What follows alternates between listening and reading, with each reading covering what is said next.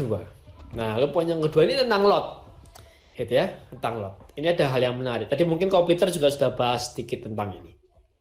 Pertama adalah dari ayat 10 dan ayat 12. Lalu Lot melayangkan pandangnya dan dilihatnya lah bahwa seluruh lembah Yordan banyak airnya. Seperti taman Tuhan, seperti tanah Mesir, sampai ke Zoar. Hal itu terjadi sebelum Tuhan memusnahkan Sodom dan Gomora.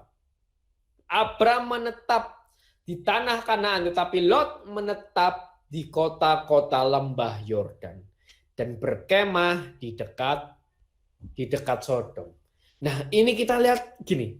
Tadi mungkin sudah dibahas ya, kalau nggak salah juga sama Leo, bahwa seringkali kita udah baca berkali-kali di Alkitab, seringkali indera, khususnya mata, itu menyesatkan, ya kan? Itu menyesatkan. Karena apa? Ternyata apa? Adapun orang Sodom itu sangat jahat dan berdosa terhadap Tuhan. Gitu ya. Karena Lot melihat kok kayak daerah itu baik, maka dia pergi ke sana. Ternyata di sana orang itu jahat dan berdosa terhadap Tuhan. Dan Lot itu sangat tersiksa di sana. Nanti waktu kita baca tentang Sodom dan Gomora, bagaimana Sodom dihancurkan oleh Tuhan, Lot itu sangat menderita di sana. Ya, nah kita baca tentang mata ya. Waktu kita baca kejatuhan manusia, Kejadian 3 ayat 6. Nah, kejatuhan manusia yang pertama di mana? Mata. Perempuan itu melihat bahwa buah pohon itu baik untuk dimakan dan sedap kelihatannya. Mata. Dan akhirnya manusia jatuh. Kan Adam Hawa jatuh. Gitu ya. Kita lihat lagi, masih ada lagi waktu Nuh. Kejadian 6 ayat 2. Ini cerita tentang anak-anak Allah. Gitu ya. Ini maka anak-anak Allah melihat bahwa anak-anak perempuan manusia itu cantik-cantik. Melihat. Dan akhirnya dari sini muncullah air bah. Gitu ya. Nah nih, Lot mungkin tidak mengetahui moral buruk mereka. Ketika dia membuat pilihan ini di mana bagaimanapun dia hanya berkonsultasi dengan inderanya. Dan mencari keuntungan sementara yang berakhir dengan kesedihan. Maka jelas dari Lot ini apa? Kita bisa belajar apa? Menilai hanya dengan indera, mata khususnya, dan hati yang penuh keinginan dunia pasti membawa malapetaka. Itu berkali-kali dalam kitab ceritakan seperti itu. Menilai hanya dengan indera dan hati yang penuh keinginan duniawi pasti membawa malapetaka. Ya, dan bukan cuma di sana, ya, untuk poin Lot ini bukan cuma di sana. Nah, tadi ini sudah dibahas sama Peter juga ya. Setelah Lot berpisah daripada Abram, berfirmanlah Tuhan kepada Abram. Pandanglah sekelilingmu dan lihatlah dari tempat engkau berdiri itu ke timur dan barat, utara dan selatan. Sebab seluruh negeri yang kau lihat itu akan kuberikan kepadamu dan kepada keturunanmu untuk selama-lamanya. Ini ya. Ini menarik, setelah Lot berpisah daripada Abraham, maka berfirman Tuhan, ini berkatmu. Tuhan bilang begitu. Ya kan? Nah ini Peter ceritai dari sisi bagaimana sikap Lot ini. Gitu ya, setelah Lot pergi, baru Tuhan berfirman. Nah saya mau singkapkan ini dari sisi makna kata Lot. Lot dalam bahasa Ibrani itu artinya apa? Selubung atau penutup. Selubung atau penutup. Jadi kira-kira kalau saya ganti kata Lot dengan kata literalnya, kira-kira begini. Setelah penutup dipisah daripada Abraham, maka berfirmanlah Tuhan kepada Abraham. Jadi artinya apa? Ada penutup ini loh. Seringkali itu ada penutup atau selubung yang menghalangi kita menerima janji Tuhan. Itu kan? Ini Lot sebagai penutup yang menghalangi kita menerima janji Tuhan. Janji Tuhan di sini bisa berkat yang sangat melimpah sebenarnya.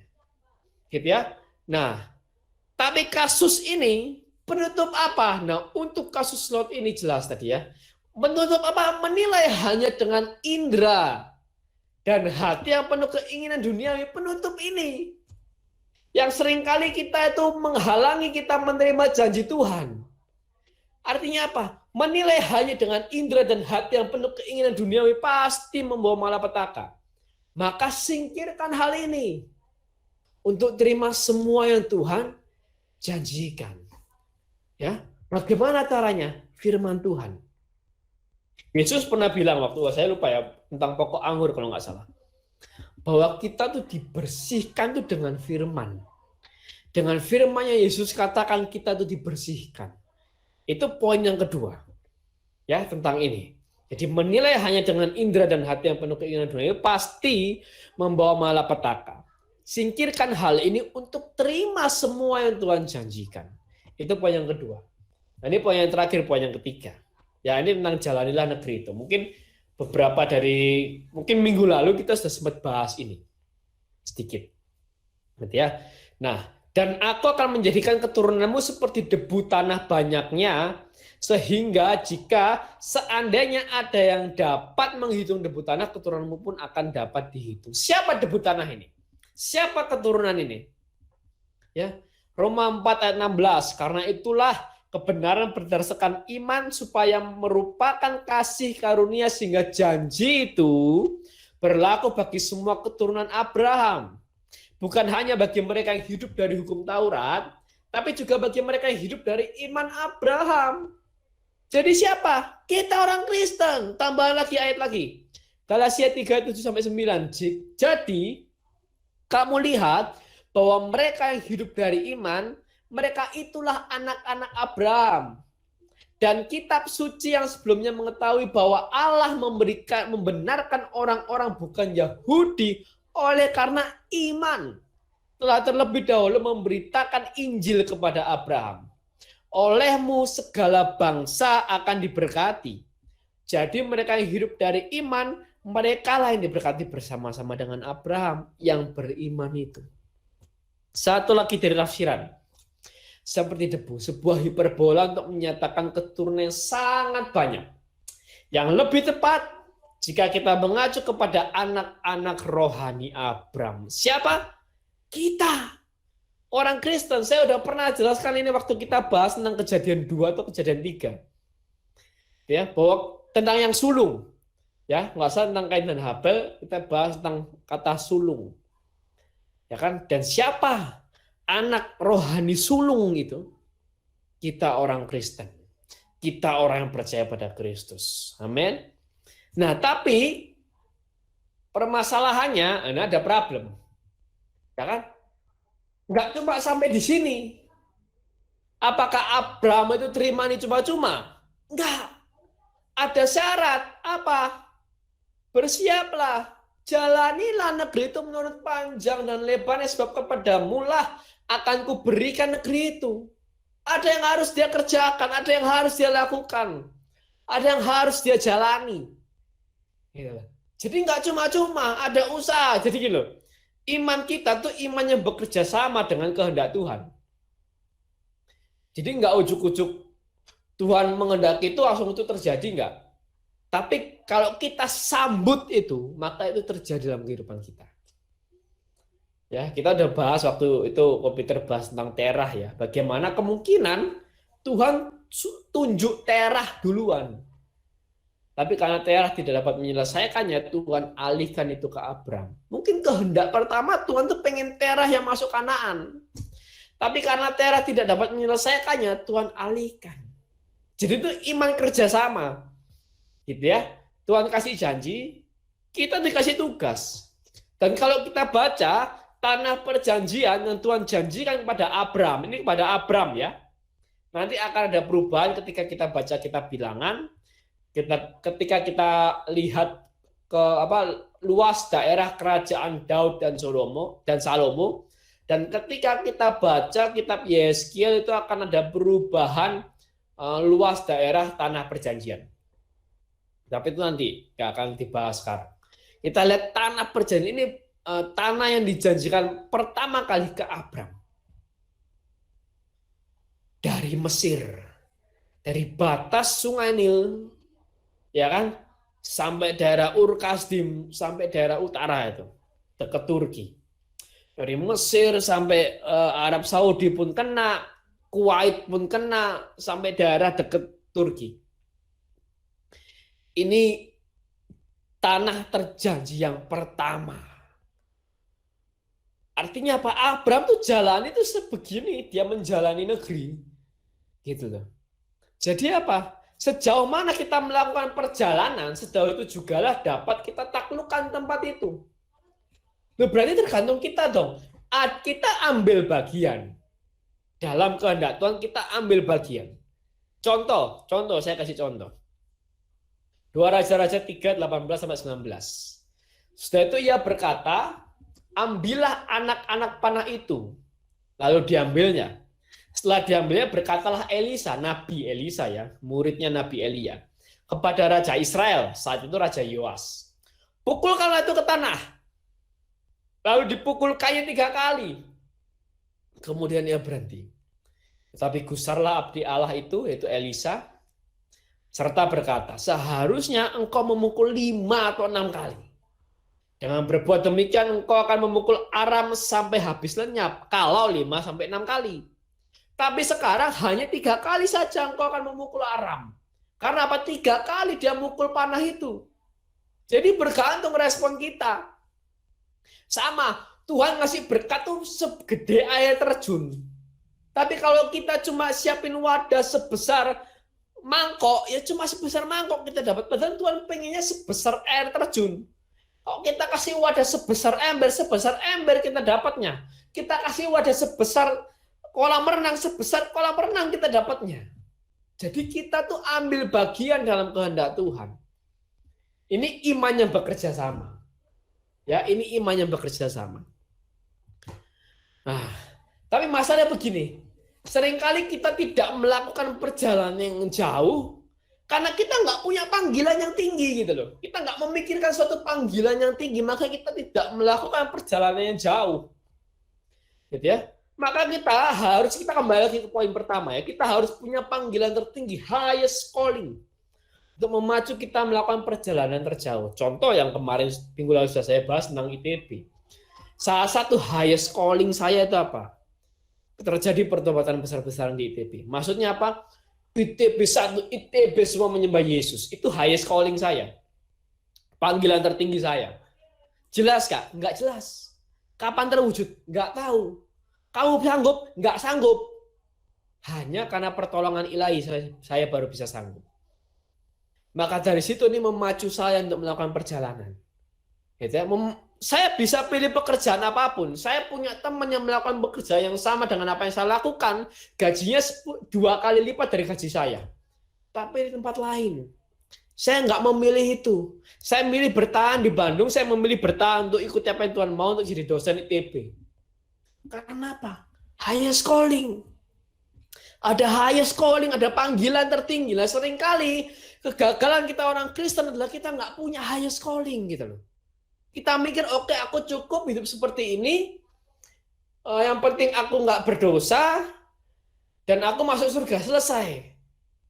Seringkali orang-orang yang kayak gini rawan jatuh. Ya, bahkan wanita yang sesederhana Mother Teresa pun punya highest calling. Yaitu apa? Dia mau banyak orang miskin di India itu dirawat. Banyak anak-anak miskin di India dirawat. Itu highest calling Mother Teresa. Padahal itu perempuan yang sederhana. Perempuan yang sangat sederhana. Gitu ya. Itu luar biasa. Ini tentang highest calling.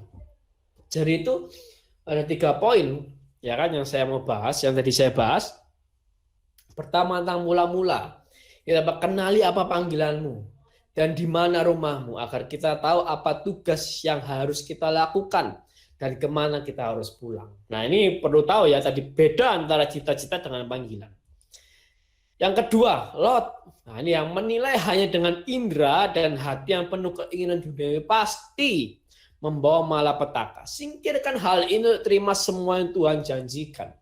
Yang ketiga, jalanilah negeri itu. Sejauh mana kita melakukan perjalanan, sejauh itu jugalah dapat kita taklukkan tempat itu.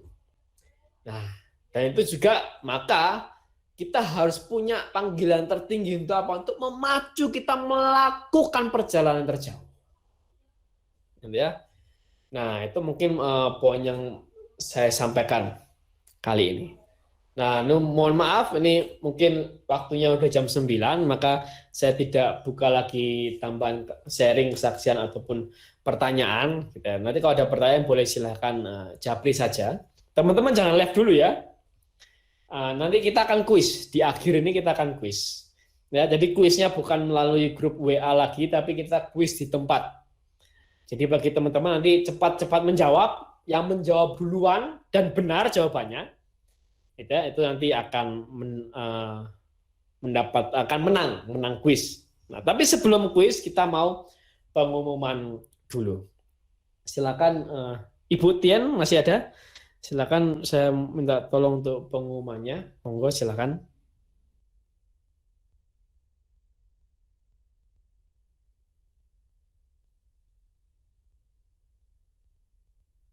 Oh, Ibu Tien sepertinya ini ya. Mungkin sudah live duluan ya. Oke, ini pengumumannya. Nah, besok minggu kita akan PD jam 3 sore, tapi online. Jadi besok minggu kita online karena kita eh, apa?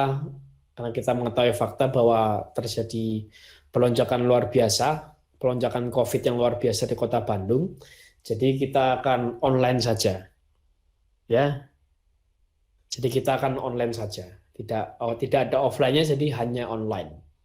Nah, Selasa kita akan ada Miracle Room, yaitu doa syafaat, ini juga online. Nah, terus minggu depan kita akan ketemu lagi Jazz, gitu ya. Kita akan bahas kejadian 14.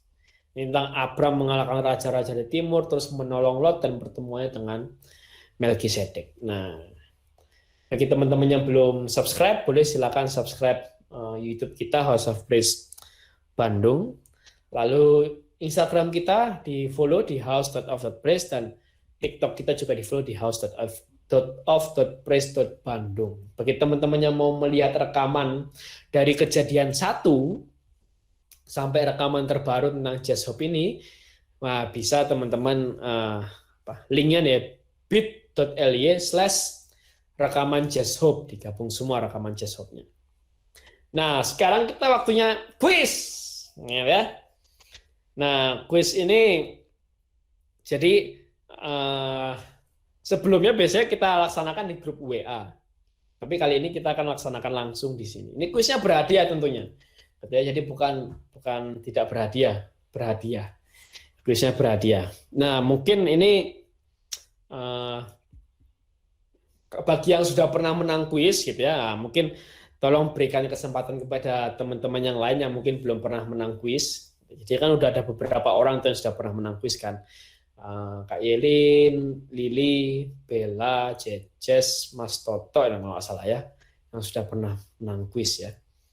Nah, sama Ing ya, Ing juga sudah pernah menang kuis kalau nggak salah ya. Nah, jadi bagi teman-teman yang sudah menang kuis ya jangan ikutan kuis ini ya. Nah, dimohon untuk jangan ikutan kuis supaya memberikan kesempatan bagi teman-teman yang lain. Nah, cara menjawabnya nanti teman-teman jawab tercepat ya, siapa cepat ya dapat, cepat dan benar. Tercepat dan benar. Plus nomor HP-nya supaya bisa kita hubungi. Gitu ya. Apalagi mungkin ada orang-orang baru yang belum kita punya nomor HP-nya, nanti jawab kuisnya itu jawabannya plus nomor HP-nya untuk bisa kita hubungi. Ya, kalau menang. Jadi siapa yang paling cepat dan benar? Ya, siap-siap ya. Nah, ini pertanyaannya. Sebutkan salah satu ciri perbedaan antara cita-cita dengan panggilan atau visi. Silakan tulis di chat ya, di chat ini ya, di kolom chat. Yang menang adalah yang paling cepat dan benar. Monggo silakan tulis sekarang. Tulis di kolom chat. Tulis jawaban plus nomor HP. Monggo silakan. Ditunggu ya, ditunggu.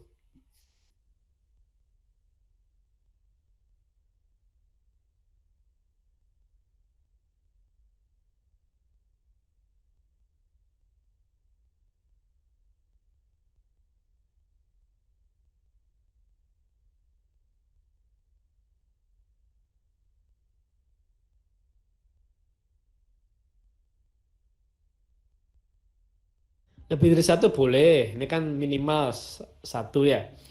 Silakan. Satu aja udah bagus. Lebih dari satu boleh.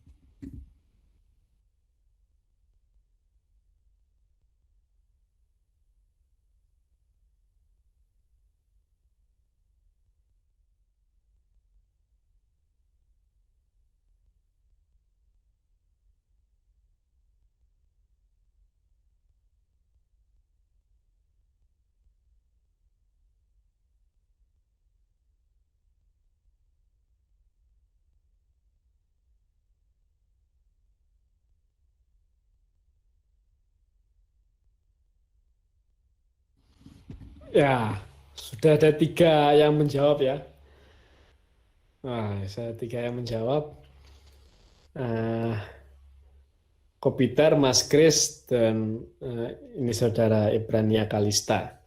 Ya, nah kalau berdasarkan di chat ini, ya nanti kalau saya tidak salah di chat ini, yang pertama menjawab itu Gado-Gado Channel, benar ya?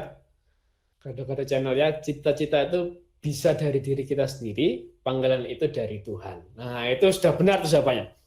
Ya, jadi yang tercepat dan benar adalah Kopiter, Gado-Gado Channel.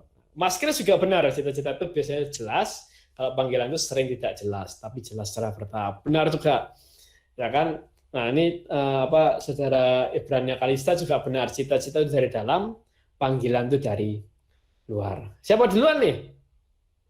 Ada ya? Mas Kris ya? Di atas. Oh iya di atas. Oh iya benar-benar ya. Oh ya terima kasih koreksinya. Ya, yang di atas ini ya. Siap nulis semuanya ya. Cita-cita dari dalam, kalau panggilan dari luar. Oh Mas Kris, boleh silakan. Luar biasa Mas Kris. Selamat untuk pemenang kuis ini adalah Mas Kris ya. Mas Christian Setiawan. Nah, terima kasih atas teman-teman sudah bergabung. Selamat Mas Kris, nanti akan kita hubungi ya via WA. Oke. Terima kasih juga pada yang sudah menjawab, teman-teman yang lain sudah menjawab. Nah, mari kita tutup jazz kita malam hari ini dengan doa.